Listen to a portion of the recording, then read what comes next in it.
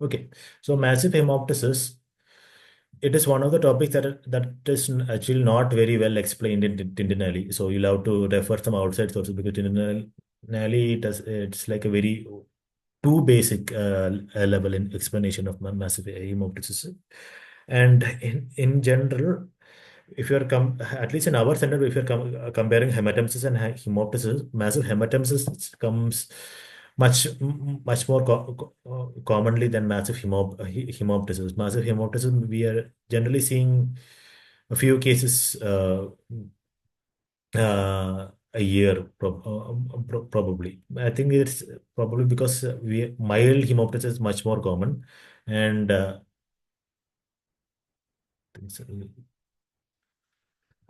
lots of patients have TB. It's very common. So mild hemoptysis is much more common than massive hemoptysis. But when you do actually see the patient with massive hemoptysis, it is very scary. So this is basically based on this review article that I mentioned here. You can go and read it.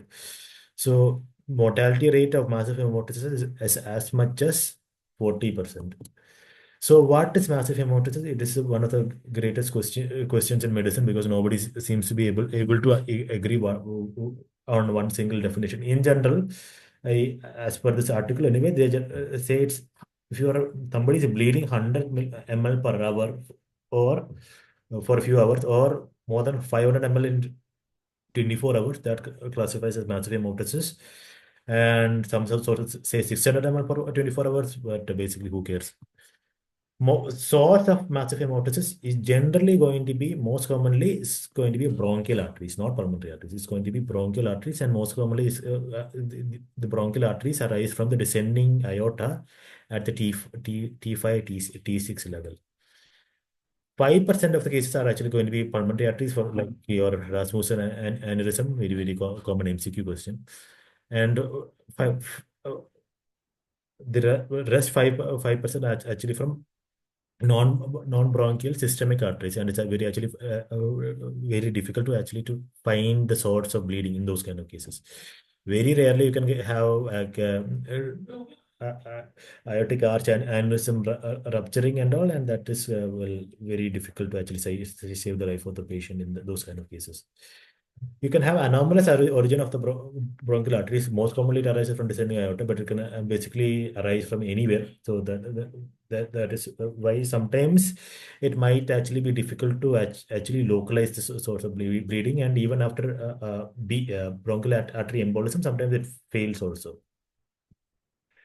Pathophysiology usually due to chronic and recurrent infections, bronchial arteries dilate and eventually they bleed. So, and certain infections also produce prominent anastomosis between bronchial and pulmonary vessels, and these can also eventually end up bleeding. So, the some of the factors predicting poorer outcomes, if the patient's having more than at least 100 ml per 24 hours, it's obviously bad. And if the patient is aspirating the blood from one lung into the other lung, then that is again not good. If the patient is requiring single lung ventilation and all, again that's not good. Obviously, if the patient is getting intubated for passive for hemoptysis, that's generally a bad sign. Other risk factors are again requiring intubation, multiple opacities on the X-ray, and if the pulmonary arteries are involved, that is also going to have a poorer outcome. This is the approach that is actually given in this article. We'll just go through it one by one.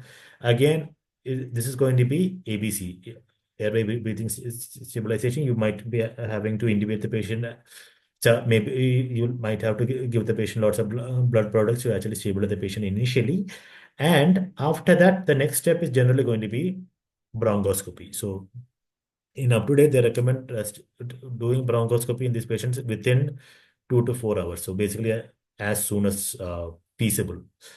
So, and it's going to be flexible bronchoscopy, of course, and it will, and you can try some therapies through the flexible bronchoscope, like iced saline or topical epinephrine. Some people might try putting tranexamic acid through that, and so you can try all of those things. And if the patient stabilizes with that, then you can go for CTBA, bronchial angiography, to try and localize where the actual bleeding is. And once the patient's bleeding is localized, then we'll actually go for the definitive therapy, that is bronchial artery embolization. And often, not often, but in a significant number of people, you might actually have rebleeding after the attempt bronchial artery embolization, after which you might actually redo uh, embolization, and in rare cases might have to refer for surgery as well, which is very rare. Now coming to imaging, so we have three options. One is a chest X-ray. So if you're there are two things that you're looking for. One is to identify where the bleeding is actually happening from, and second thing is possible is to try and figure out what the underlying etiology might be. So on almost half of the time, so the chest X-ray will actually help you to figure out which lung is actually the source of the bleeding. So why this is important? Because it is recommended to actually keep that affected side down in a lateral decubitous position to prevent as the spillage of blood into the contralateral lung, which if that spillage happens, that will furthermore impair oxygenation and ventilation. So that is why identifying the bleeding site in an emergency scenario is actually quite important. Then CT is, it will get better at localizing and finding the cause of bleeding than chest X-ray, no surprise. And bronchoscopy, again, it helps localize, but obviously bronchoscopy, you're not going to be able to figure out why exactly this situation is happening in most of the patients. So initial stabilization, so airway control as needed, lateral decubitous position with the bleeding side down, volume and blood products. Any bleeding disorder if present, you give it. Tranexamic acid, you just give it. The side effects are very minimal. Some such studies have shown benefit. So you can do that. You can give IV, and plus or minus you can try nebulization tranexamic acid also. When you're intubating, make sure that you have a big ET tube, because you need to do flexible bronchoscopy through the ET tube. Don't put a small ET tube in these kind of patients. It won't help. If the if you are able to localize the bleeding to one particular lung, you can try intubating the non-bleeding lung with unilateral intubation. If you are actually doing that, just make sure that you are actually reducing the tidal volumes to half. You don't give the full 450 ml to a single lung. The outcomes will not be good.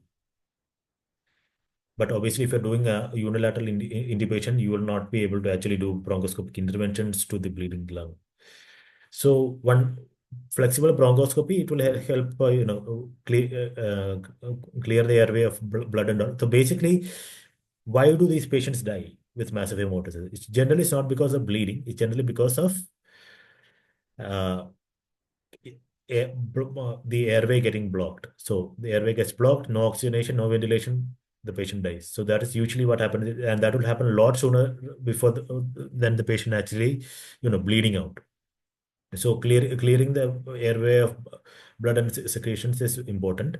Other things that you can try to help control the bleeding through the working channel of the bronchoscope is you can try cold saline lavage. So you can what you can do is that you can get some bag of saline, put some ice over it, and to help cool it down while you're resuscitating the patient and doing the other main thing.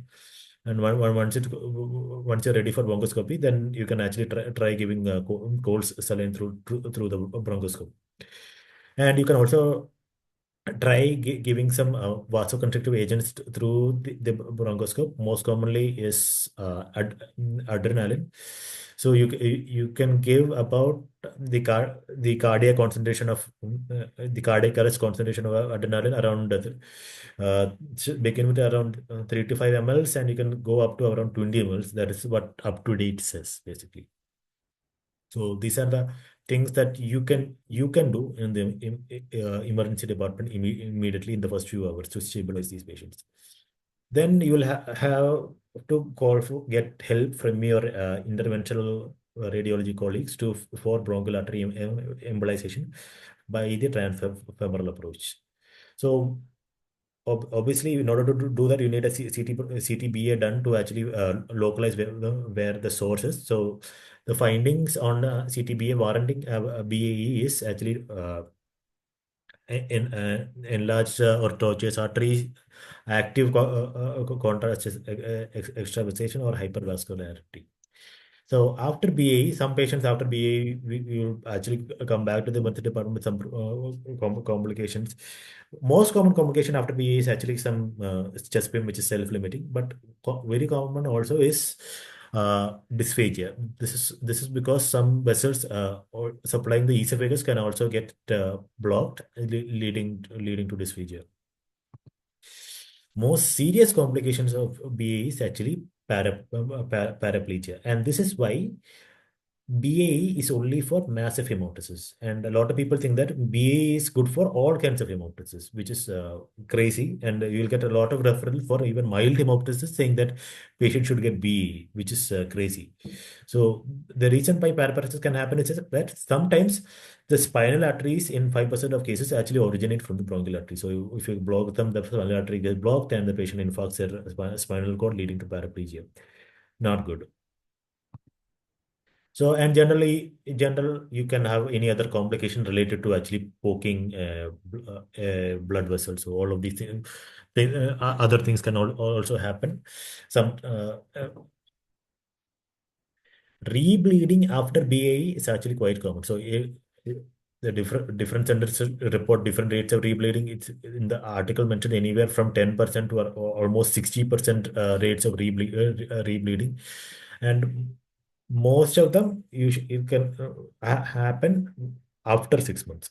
If it is happening within 2 weeks, if the rebleeding is happening within 2 weeks, that is usually due to the culprit vessel not actually being embolized. So what are the risk factors for increased rebleeding? All of our nasty diseases in the lung. We have with MDR TB, especially with MDR TB, rebleeding is more common. Aspergilloma, and which has a very bad mortality rate with massive hemoptysis. In younger patients like cystic fibrosis, sarcoid also actually has increased risk of rebleeding. So, and also in patients with the non-bronchial systemic collateral sorts of bleeding, then they are also at increased risk because they might not be identified. Rigid bronchoscopy is actually better than flexible bronchoscopy. If anybody who's actually tried bronchoscopy will know that some with the flexible one, sometimes the suctioning can be a little bit uh, inefficient sometimes, depending on what you're actually dealing with. Rigid bronchoscope provides better suctioning and in turn better visualization, but the problem is availability. So it's generally not what we have in the ED. When do you consider surgery for massive hemoptysis? Very, very rarely. So obviously, if the patient needs surgery, then the mortality rate is very, very high. I'm not sure that actually means anything. Usually, it's a very bad scenario if the patient needs emergency surgery for hemoptysis. So the main indications is one is obviously trauma to the chest leading to hemoptysis. That one is one thing. If you have a large resectable tumor, multiple failed attempts of BE, these are some of the situations where you'll actually consider the patient for surgery. But in general, this is not as a thing that is going to be your call. It's going to be a multidisciplinary decision, and again, it's not going to be an ED decision anyway. So, in summary, so majority of the hemoptysis that we see is actually not massive. So, especially in India, most of the hemoptysis is going to be mild, and you don't need to do BE for those kinds of patients. And if the patient is having massive hemoptysis, you can consider some extra things that we don't actually do quite often, like single lung ventilation and flexible bronchoscopy. And BA should only be done in massive hemoptysis, and rebleeding is actually quite common after BA, especially with the things like TB and aspergilloma. So that was all for today's topics.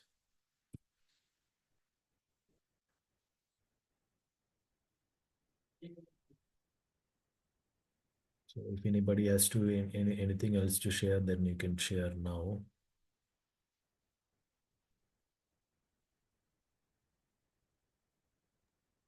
Hi, Mel. Hi, can you hear me?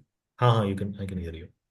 Yeah, yeah. Thanks, man. I mean, very good presentation. I think I just want Arvind sir, you're getting a to voice is scratchy one actually now. important takeaway point which I've already mentioned, will CTB and BA evaluation. Can you hear audible?